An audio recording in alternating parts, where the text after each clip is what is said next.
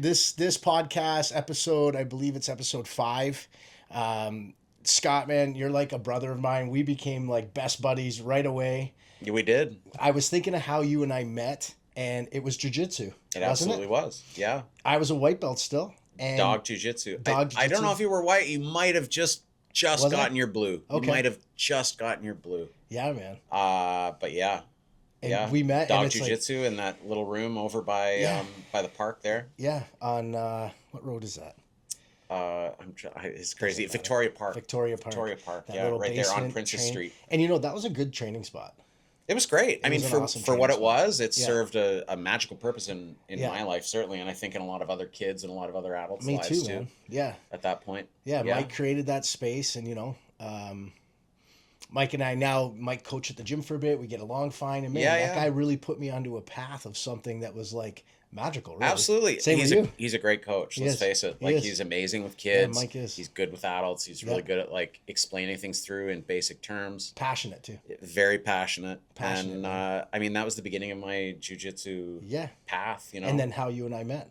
And how we met, and we started training together. And of course, you were like wiping the floor with me when we started, and and then I was constantly trying to keep up and trying to and you were a great teacher too. I mean, that was before you had started your gym here. Coaching and gym here and everything like that. Yep. But man, you helped me out with like so much stuff early on, and then it got to the point. I remember the first time I put a Kimura on you, and you were like, "You got it! Whoa, dude!" And I was like, I do remember that. I was so encouraged, man. I was so like, I did it. I did something. Yeah. But man, you walked me all through that stuff, and then we met. I got to be honest. We've been solid friends ever since. I was working at GNC, and I was trying to find a good tattoo guy. We hadn't even met yet. I don't even know if I've ever shared this with you, and we hadn't even met yet. And I was asking around, who's the tattoo place? Who's the tattoo place? Because where I came from, there was like 20 tattoo shops, but there was like one spot. Do you know what I mean? Yeah. They're all good.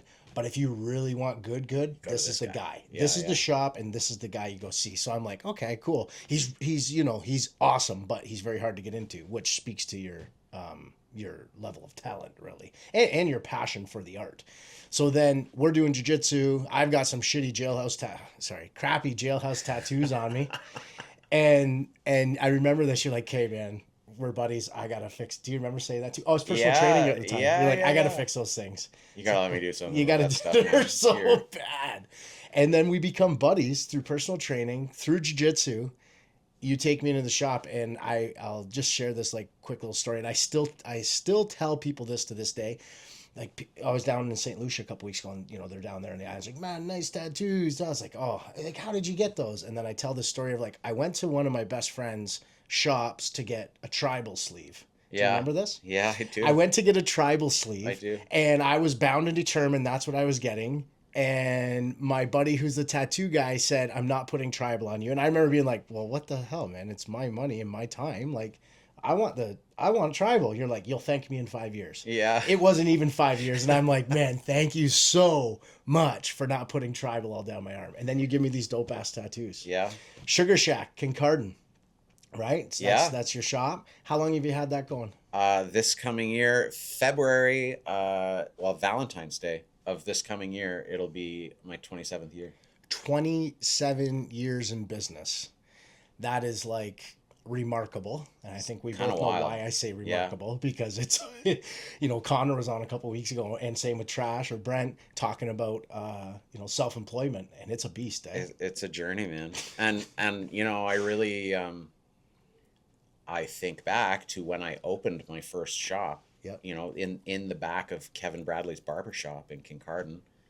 And I had no business whatsoever opening a business. Yeah. I had no idea what I was doing. Does anybody when they start? That was real. I don't know. I mean, I'm sure some people do, I'm sure there's a bunch of people out there who are just like go-getter little like entrepreneur capitalists from like an early age, and they're just like, "This is what I'm gonna do." And they like figure this stuff out. They take business classes in high school, and they've already got their first startup figured out by the time they're like growing pubes, and but for me, like, I was a flaky artist, man. I still am to my core. That's authentically who I am. Now I've learned a lot since then to be less of a flaky artist when it comes to business matters. but man, that's just who I was. And at that point, I had been tattooing for about 5 or so years. Most of that time spent in Toronto. Yep. Oh, tattooing? Yeah. Okay. Yeah. I didn't know that.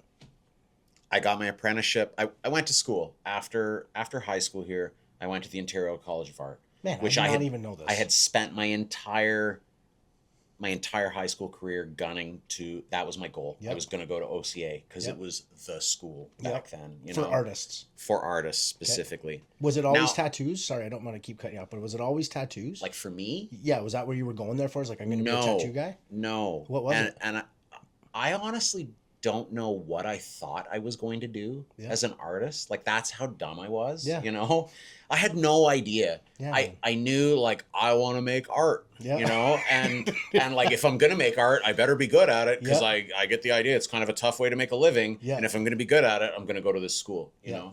Yeah. And, you know, I could draw for my age. Mm-hmm. I could draw fairly well. I was really into illustration and I loved learning about art and other artists and stuff from history and all that kind of thing. But I also was really into like graphic art and commercial art, you know, logo design and like anything art related. Architecture, like all that kind of stuff fascinated me. Yeah, music. I think I was pretty sure I wasn't going to be an architect. You know, I knew that. I had the opportunity. We had a great drafting program at you know, Kincardine. I gotta say, shouts out any of you who are still alive and listening. Any of the teachers who were there during that period of time. You know, Kincardine was like a rinky-dink little town at the time. It was kind of a rinky-dink little high school. Yeah. But my God, some of the teachers that we had there, phenomenal, just unreal. I find Kincardine's full of good people. Yeah. To have that much condensed quality of education in this tiny little rural hick town. Mm-hmm.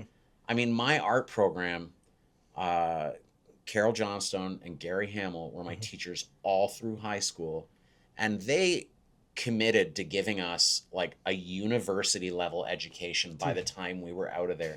I'm not saying complete university, but fully prepared and quite honestly, like when I went to OCA, the stuff I was doing in my first year, I was like, I've already done that. I was like looking at people like, are you how serious? did you get into this school? Are you serious? Like, how did you get into there were people in foundational year that didn't really have a grip on what a color wheel was, like basic stuff like that. And CJ and Gary had both said, like, by the time you guys walk out of here, especially I had taken OCA, you know, like that back then there was like the fifth year, like the victory 13, lap year, you know, to prepare you for future education, university level education. If you were going to college, you could do it in 4. But anybody that was going to university, you needed to get those 6 OCAs. And their intent was by the time you come out of here with that art OCA, you are going to be absolutely primed and ready for university level education. Man. And when I went there, like they weren't just there for a I paycheck. was like, are you kidding me? Like, you guys are my peers right now. I mean, not everybody. There were obviously there were some insanely talented people in that school as well. But it was shocking. I truly in that first year came to appreciate the level of education that I got locally here at KDSS. You know, so then same with the English program. Did that get you into the shop after? Did that get you into tattooing? Yeah. Or how? In a roundabout way, yes. In a roundabout way, I say that because when I went to school, and this goes back to being a flaky, dumb artist, I feel like a hallmark of my life has been this is one of my character flaws, I would say. I have never quite appreciated how good I had it in the moment. Yeah. And looked back later and been like, oh my God, what was I doing? Yeah. So I ended up in OCA, which I had worked my entire high school career to get into. Yeah. I got there. Now, to be fair, the school was going through like some upheaval, budget stuff. They were laying off some teachers and restructuring. 90s education. It was a little bit chaotic, you know, but if I'm going to be fair, like it was largely on me that I just went there and kind of screwed the pooch. It's okay, man. Don't be so hard on yourself. How old were you? I carry the burden of having been labeled a gifted child when I was really young. Yeah. And I've read stuff about that later on in life. I certainly, you know,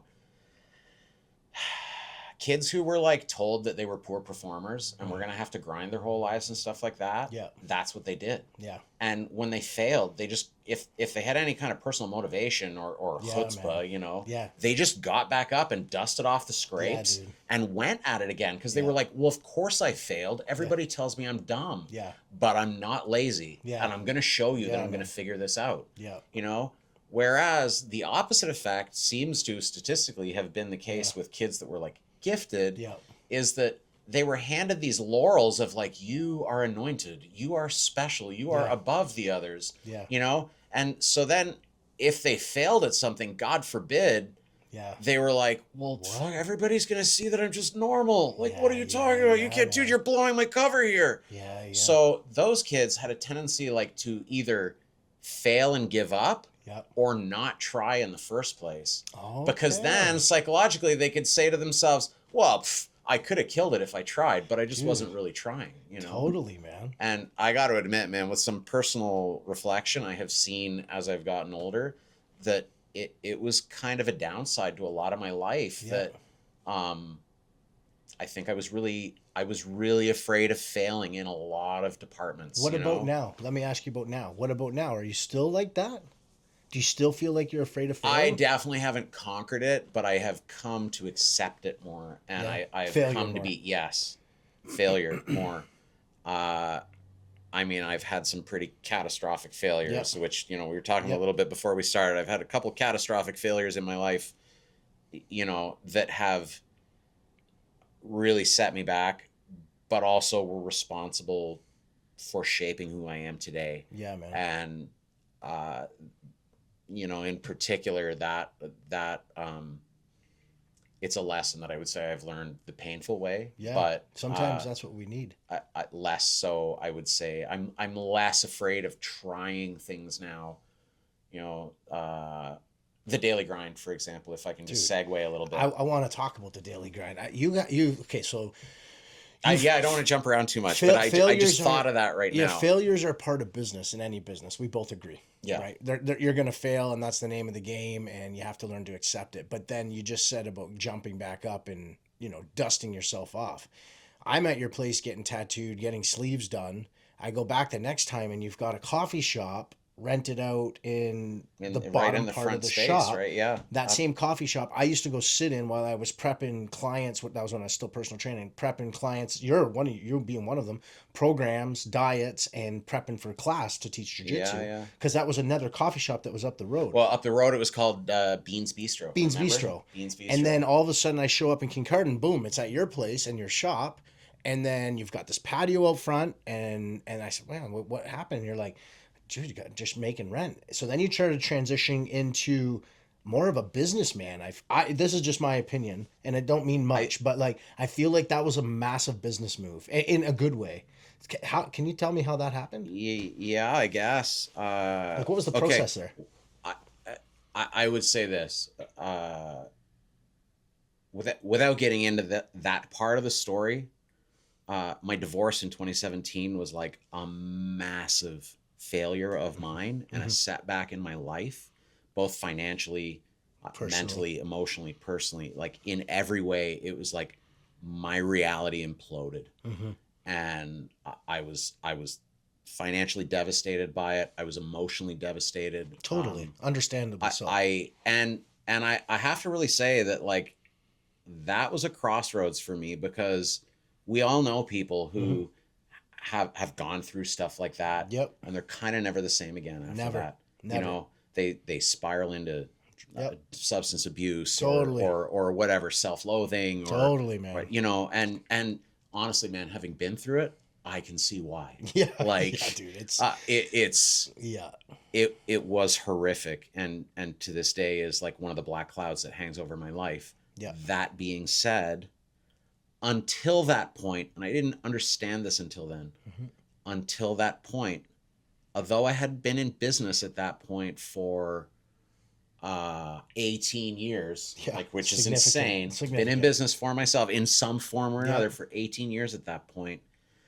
I had never been an entrepreneur. I had always just owned my job. Oh, dude. And there's a huge difference between those two things. Working in it. Huge difference. Yeah. There's all kinds of people on LinkedIn, that, you know, in their bio, like entrepreneur, like, no, you're not, dude. You just own your job. And there's nothing, I'm not judging that. I'm not judging that at all. Because I think an experience, something that I've learned in life is if you're the kind of person who hustles, if you're the kind of person who can rely on yourself, is not afraid of hard work, if you're the kind of person that, you know, like come hell or high water, you are going to try to make something work if you set out to do it. Resourceful. There is nothing better on this planet that you can invest in than yourself. Totally. Now, I think it takes some personal awareness, because not everybody is that person. Some people aren't the hustlers. Some people aren't the kind of people that when you knock them over, they get back up again and are like, bring it on. You know? And it's okay if you're not that. I mean, everybody has their own strengths and their own patterns in life and their own traumas and histories and God knows whatever else. How did the shop get created? How did the coffee shop get created? The coffee shop got created because in the wake of my divorce and my financial implosion, I was left, as the dust settled, thinking like, okay, whatever I've done up till now, I've just lost like half of everything I'd accomplished up till now in my life. Whatever I did to get to this point is not going to cut it going forward. So it's about time. It's high time that I establish a different relationship with money, with business, with wealth, with hustle, with all of that stuff. And you know, I honestly didn't even know where to begin looking, you know, but life is funny that way. You know, sometimes when you're ready for the lesson, it starts like feeding you crumbs. Shows up. And it's just like, are you going to follow the crumbs, or what are you going to do? Are you going to eat the crumbs and then you're just lost in the forest? You know, totally. Like a couple people just introduced me to like weird things. Like somebody introduced me to Gary Vee at that point. And now, you know, frankly, I wish at this stage of the game that I had paid a lot more attention to Gary Vee's like social media, you know, because he clearly understood it. The whole thing about like arbitraging attention, and how attention is the new oil, and all this kind of stuff, right? And I didn't. I mean, my social media is terrible. Anybody who knows that, any good social media that I have associated with my shop has come from other people's efforts, you know? But that being said, what I loved about Gary Vee and what I saw more of at first in those early years was his approach to gratitude. His approach to self-accountability, which at the time, you know, going through my divorce and all the stuff I had been through, really buckling down into the pain of like, okay, you can't control what anybody else does to your life. Whether you think people are screwing you, or whether you think you have an unfair lot in life, or whatever else, you cannot control anything on the outside of your existence. Totally. All you can control is who you are and how you respond to those adversities. Totally, man. And, you know, that was one of those things he was really big on. Accountability, you know. Work hard, hustle. All that kind of stuff. Gratitude. And I really needed those lessons at that time, not only to like get my head right, but to help base me in a foundation of a path going forward that was like, okay, if you're going to pick yourself out of this mess you've created, it's up to you. Like you can't rely on anybody else to do this shit for you. It's true. And you are going to need to feel, again, not afraid to fail, because you're probably going to fail, because you have no idea what you're doing at this point, you know. But like, get uncomfortable. Get uncomfortable and take risks and do things. So that being said, I told you I was a rambler. That being said, I've known you for 10 years. Remember when Books and Beans or Beans Bistro, by the time they wrapped up, it was a great business. It was one of those. So like, did you buy the business? No. It was one of those rootsy little like hippie coffee shops kind of thing. Rob, the owner, had been grinding it out for like 20 years. You know, I think he had a hard time. Like I mean, he did great, but I think he had a hard time with business ownership too, with entrepreneurship. You know, I think it was a freaking struggle. You know, people do, especially running. The margins and that kind of stuff are so slim. I can't imagine either. Long story short, he's closing his business. He has a buyer lined up. He's going to transition the whole thing to this new buyer. They're going to buy all his equipment, buy the business, take the location, everything else. And in the 11th hour, the landlord decides to sell the building. And so the buyer is like, well, dude, if I don't have a location, I'm not buying the business. I have nowhere to put this thing. Like I'm not. Yeah. So the whole deal fell through, like Yeah. literally in the 11th hour, Yeah, like weeks. Yeah. For And sure. I'm done, not 8 weeks, like 2 weeks. Yeah. Before he's closing his doors for They good. decide to sell. Yep. And he was just like, "What are you talking about?" Yeah. So my buddy Tony So and was I, there no written lease? Can I just jump in there? Was there no written lease in place? I don't think so. Like I think I at just that want to go on a point, side thing there. So important if you own a business to have a lease, because There you go. just know what he's saying. These people had a good coffee shop that You they were know- going to sell and get their money back. Maybe there was, or maybe there I wasn't. have a lease. feeling there was a lease. Yeah. And he was at the end of his Okay. lease, and he was ready to sell the business. Now I don't know. I'm speculating here, but Option I to think extend. I would have been a think good, option good to extend, clause. whatever. And then at that stage, I mean, the landlord was an Cool. old lady Yeah, at the yeah, time. for sure. She was super nice, but she Yeah. was old. But anybody And I listening, think that's she real looked at it estate, and was like, you know what? I'm done. Like, Give me my money. yes, it would have been. Obviously, it would have been smart in retrospect to have some hard agreements in place before anybody Yeah. put the cart in front of a horse. Yeah. But you know how these things go, especially do. in a small town, and I do. especially when everybody knows each other. Handshake, it's okay. Handshakes and like, of course, yeah, I But got there's a you. huge lesson there, because a lot of business fails. Mm-hmm. Real estate related business that I'm involved in, I've personally done it. Employee contracts. I've seen a lot of business fail and a lot of money left on the table because of handshakes and like, oh, it's all good, man, until it's not good. It's called And a then- business agreement, not a friendship agreement. Yeah. Like, It's nobody's here to lay be that down, friends. because it's like, it's better. Now I do agreements for everything. Like Yeah. literally everything. So then I guess they've contacted you through your relationships, I'm assuming. Is I how was they got in there hold with of you. my buddy Tony. See? Who Yep. Tony and I grew up together. Yeah, We went high school Kill the together. Eight, owns Kill Tony the was Eight. the last guy Yeah. that anybody would have thought when we Yeah. were going to high And he's school was crushed going to it. be a successful entrepreneur. And? he slays everybody. Yeah, man. He's My right. buddy where's, Tony where's is his like- shop? It's right down. Well, is it the he Danforth? has a location still in Toronto, Yeah. but he has pivoted his entire business I didn't know now and that. is working out of Denver. Oh, no way. This whole tariff thing has Yeah, yeah, sent yeah. his industry spiraling because everything like. So let's stay with the, So the anyway, coffee shop. So you Tony and says go- to me, he's like, dude, he's like looking around, and this is how Tony's brain Yeah. works, right? Yeah. He's like looking around the place and he's like, dude, you should figure out what's he doing with all this stuff? Because I told him the story about he's like, what's going on? He's like, he's closing it. He's like, what are you talking about? It's like, oh, the thing fell through, whatever. He's like, dude, you should buy this stuff and put it in your coffee shop or in your tattoo shop. And I was like, you think? He's like, dude, there's nothing else downtown. What do you? The only thing in town is Tim Hortons. Yeah, you know, yeah, it's true. like I'm not saying make another Beans Bistro. You don't have time for that. Yeah, but make Like, a little, dude, put like bistro bar. a little Italian like Tony, bistro coffee nice job. takeout thing. Nice you know. job. And so he's like, come with me. So we went for a walk and we Yep. walked back down to my shop. Yep. And I'm like, hold on a second. I grab a measuring tape and I Amazing, start man. measuring because I had been complaining for quite a while now that my front room was just not carrying its own weight. It's not I doing had a anything. really big front room, like Yeah. big for the size of the I space. remember you know? it was huge. It was almost like half your shop. It was a good third of it Yeah, anyway. and if you're paying by square foot, even though you own the Exactly. building, This paying by front, square and foot, it's it like, wasn't like I had a tiny bit of merch, but man, you could have sold my merch out of a suitcase. yeah, you know? yeah, for sure. I remember. Remember the little He's like, closet? man, you put in like a counter here and a counter here. I'm like, yeah. What a great Yeah, idea. and then you do, and then this, and then that, and then all of a sudden, like, da da da da da, I can like see the whole thing coming. Yeah. I could visualize it in my Yeah, head. yeah. That's what I am good at. Yeah, I can see the picture, visionary. Yeah, for but sure. Tony has the friggin' business mindset, you Yeah, know. yeah. So I go back to Rob and I'm like, listen, I want to talk to you for a minute. So I literally made the deal with him right there I that love day, it, their bro. closing day. I love it. I'm like, what would you want for this stuff? And he's like, what do you mean? And I was like, what? Like, talk to me here, you know? And so I laid love out, it, like, Scott. I'm kind of thinking. And he's like, oh yeah?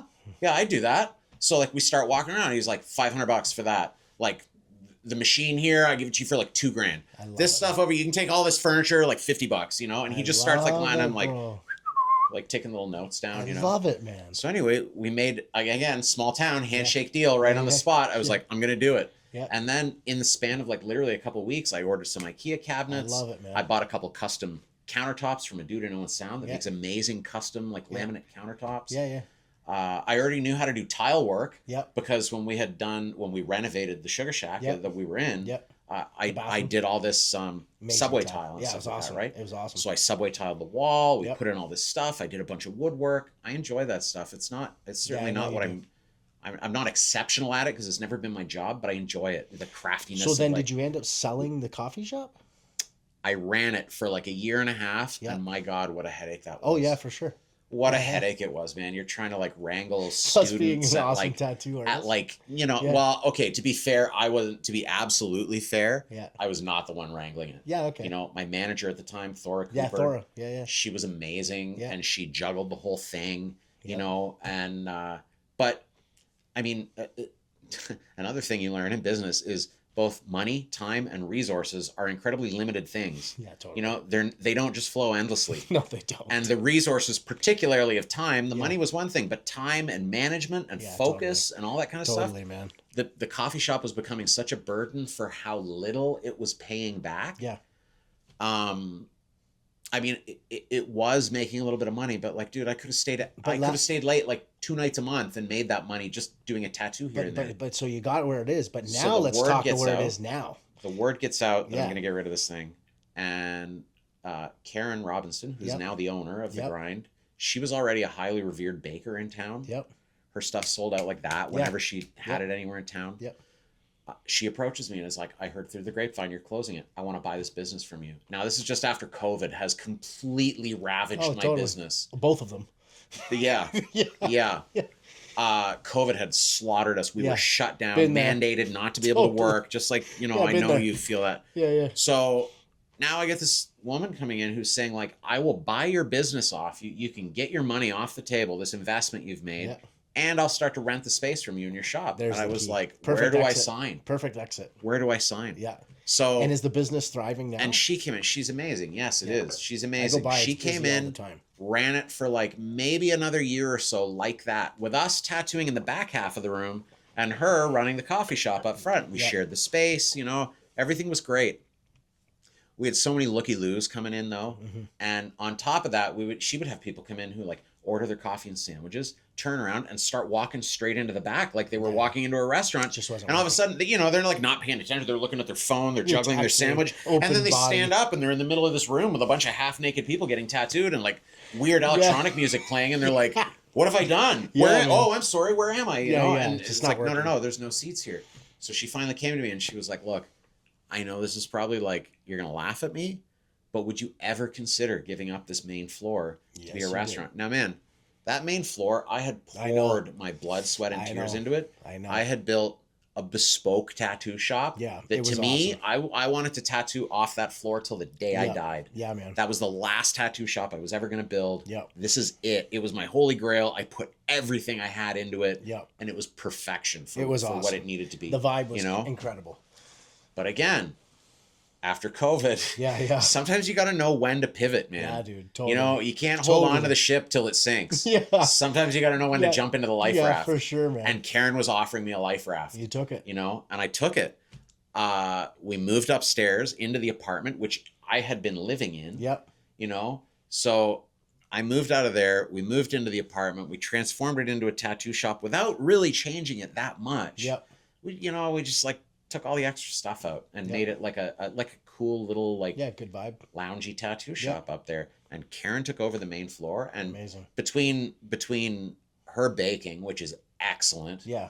and her managerial style and her business acumen, man, I have watched her over the years make some smart business decisions. I love it, man. Karen Robinson? Karen Robinson Karen, of we the want to Daily have Grind. you on You this need to podcast. have her on here because to the talk way to her. Scott and I are close enough, I know if he's talking this well about you, that you are somebody we need to talk to. Like about example, business. during COVID, you know, when she was still just running it downstairs, this tiny little shop, at least food services were allowed to remain Yep. open. Yeah. You know, and because there was no seating, you know, her business structure luckily was sort of like kind of like pro-COVID in that Yep. way, you Yep. know. Yep. But she was so smart. She pivoted into doing like subscription boxes and like holiday boxes man. and pickups. We need You could come and Karen get pies. You could come and get Thanksgiving dinners. We need You could Karen. come and get like what, you know, she love it. pivoted with these great ideas that brought her in like key income at a time when people were struggling to figure out like, how do I navigate this fiasco? Yeah, and she did it. And then not that long ago, just a couple years ago, Kincardine did the big dig, you know, where Yeah, they tore up the whole main street I'm so sorry you had to endure on that. the heels of COVID. Like, Yeah, I know. are you kidding It was me? bad, dude. Where literally It was everybody's bad. like,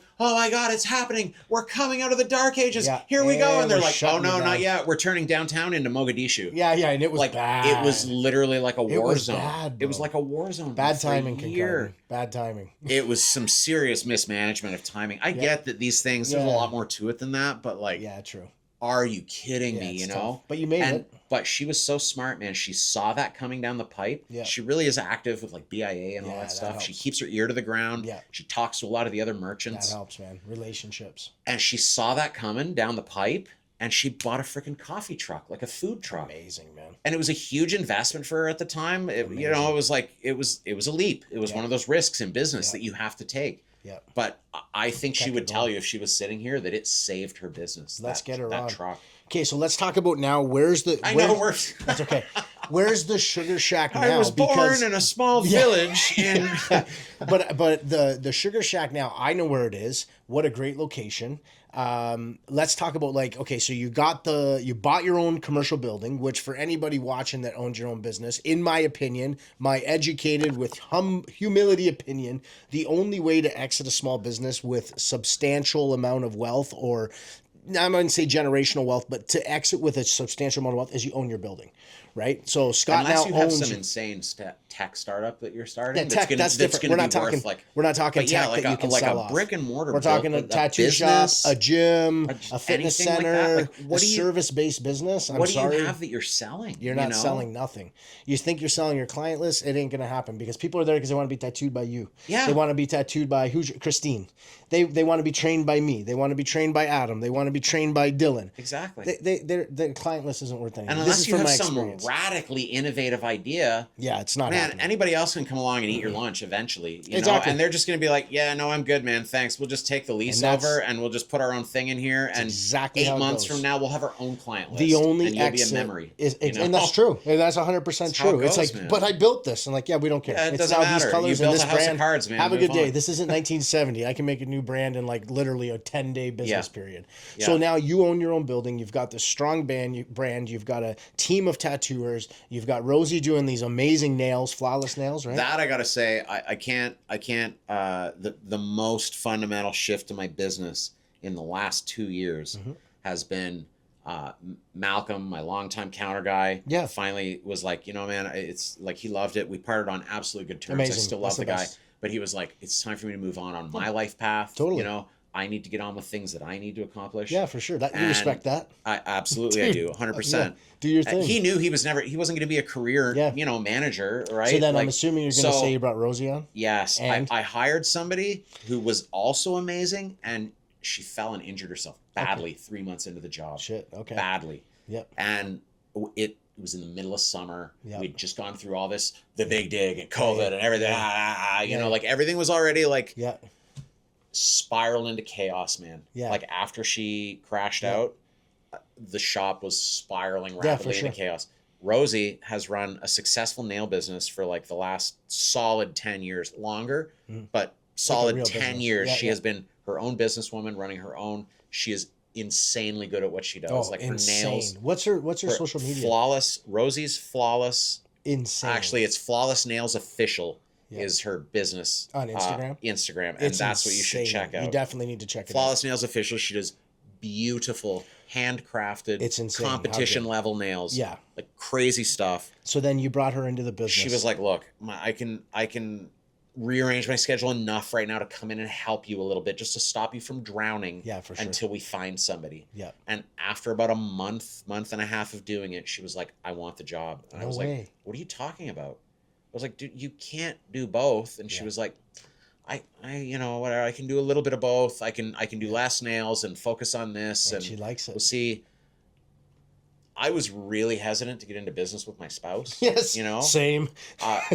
Particularly because man, my tattoo shop is my sanctuary. Yeah, totally. You know? Man. And if I didn't have family, if I didn't have a wife, I would be there every day. Yeah, I would for sure. sleep there. Yeah. Same with I me in the love gym, it. the mats. You know? Yeah. So I was really hesitant to break that sort of artificial sure. divide and bring her into my space, and now we're like in each other's face all the time, and I know how's it worked but out? she's running the business. I'm gonna have to answer to her. Yeah, for it's sure. It's not, you know, it may be my show, but it's like it's not anymore now. We're in this together, you know. Yeah. honestly, big step. it has been incredible. Same. She is so good at it. Yeah. She has like weaponized her OCD and her focus and her organization. And she has also flung herself into embracing new technology like AI and stuff like that. She already was like a whiz with Square. Yep. But she transitioned. We were using Square for our point of sale, yep. but not for our scheduling. Okay. She was like, dude, this is insane. So you're not using it for both. What were you using for scheduling? Setmore. Okay. Which the way we were doing it, it worked. It was acceptable. $12.99 a month. It works. Whatever it was. I think it was a lot more expensive than that. I think so, yeah. But now Square, if you're going to be honest, Square is extortionate. Yeah.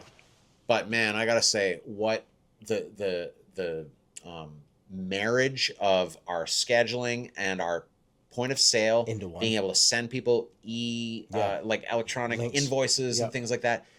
And Rosie's just absolute diligence in getting that system completely fine-tuned. Yeah, it has completely changed our bottom line this year. Yeah, amazing. And, I have to say, I can speak to that a bit with Sarah being in the business.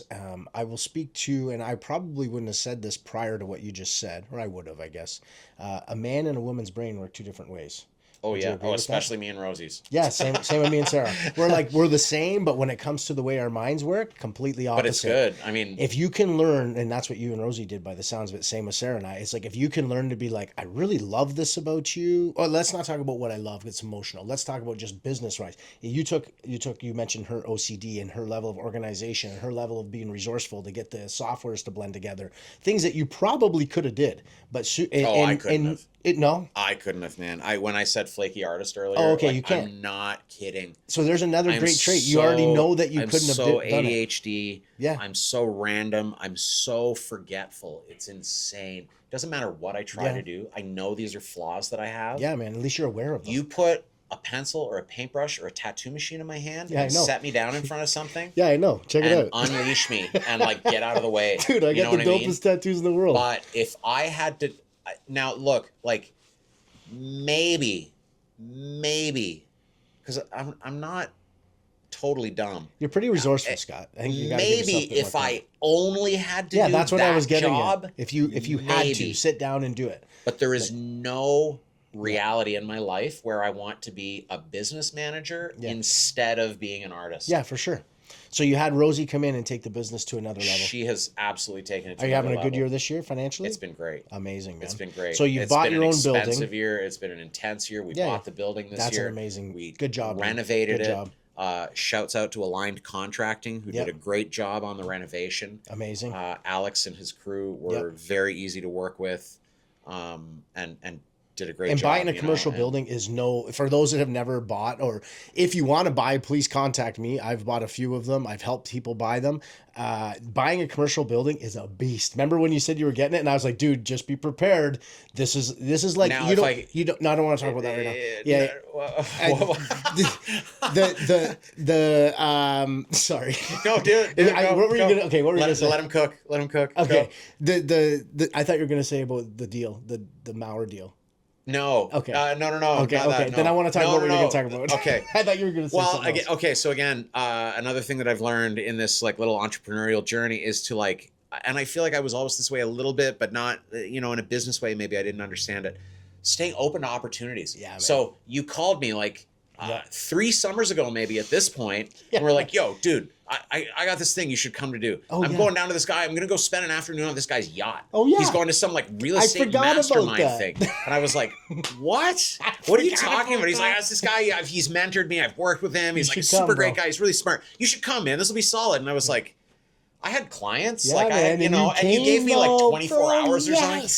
And I was like, you know what? I'm going to do this because this just seems like the kind of thing I knew at that point. Yes. I knew that I wasn't in a position to be like, I was in no shape or form looking to be investing in real estate. Yeah. But I was still trying to understand business better. Yeah, just man. Business of all kinds, I forgot about that. So I was like, you know what? I'll come along. Whatever. I'll see you there, Yeah. So I went down there. And you showed up. I spent the day on Ken Dunn's yacht. Yep. With a ton of like his, what does he call it? Oh, the, what are they called? What's his crew called? The his inner circle or whatever. Syndicate? The syndicate. The syndicate members. Bunch of syndicate members.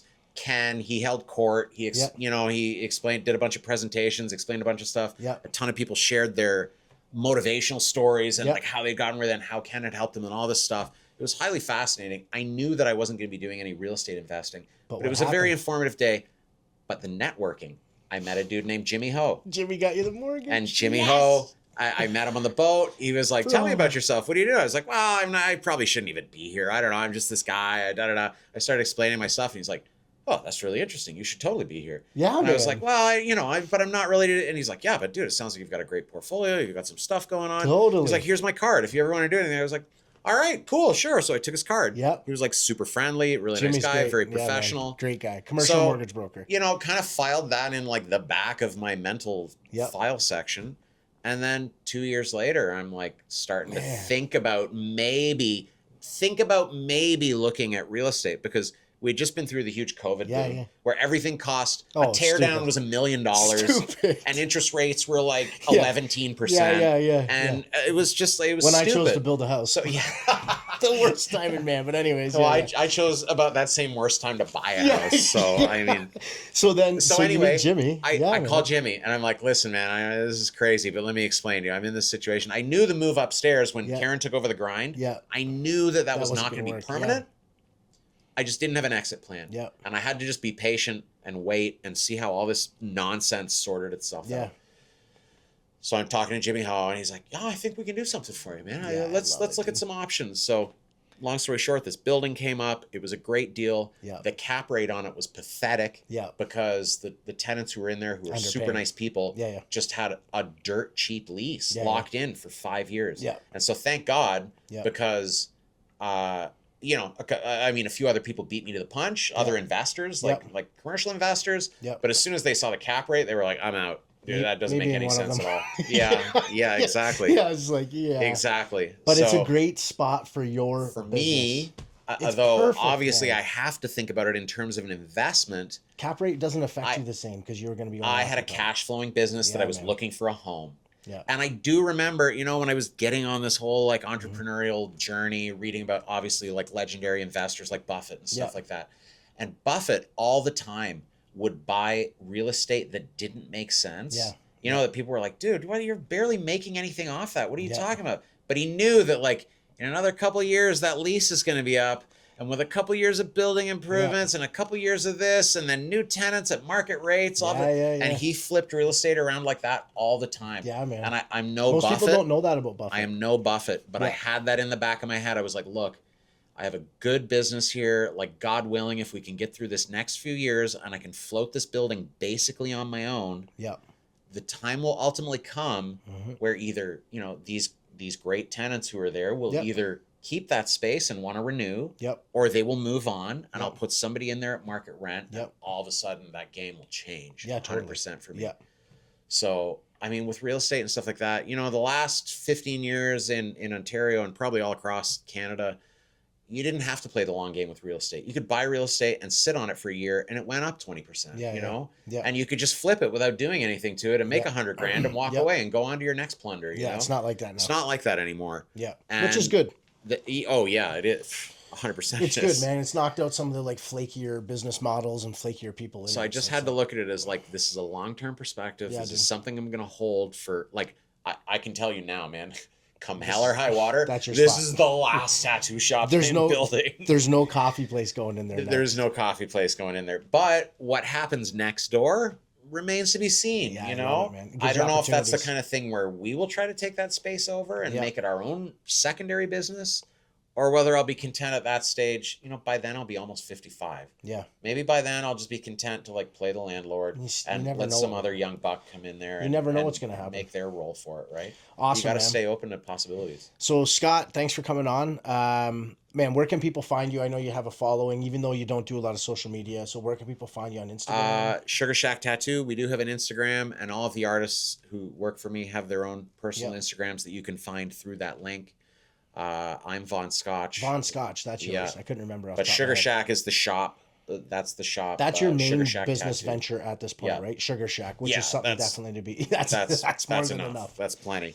Awesome. Man. And 859 Queen Street is our location. We're right downtown on Queen Street in Kincardine. Yep. We have a beautiful new space, which I welcome anybody to come by and check it out. We, again, just like the last space, we put our heart and soul into this one, and I dare say, I didn't think I would ever say this, but it might even be just a hair nicer. I gotta than the see last it. one. I gotta see it. So 859 Queen Street, Von Scotch on Instagram, Sugar Shack Tattoo on Instagram. Rosie's Nails is Flawless Nails. Flawless Nails official on Instagram. You got to check her Karen workout. Robinson. It's amazing. And Karen Robinson is Karen the Daily Robinson, Grind. we need to see you on this podcast because I want to talk business with you. should Scott, do it. Thanks for being on, man. You're an entrepreneur. You've made it.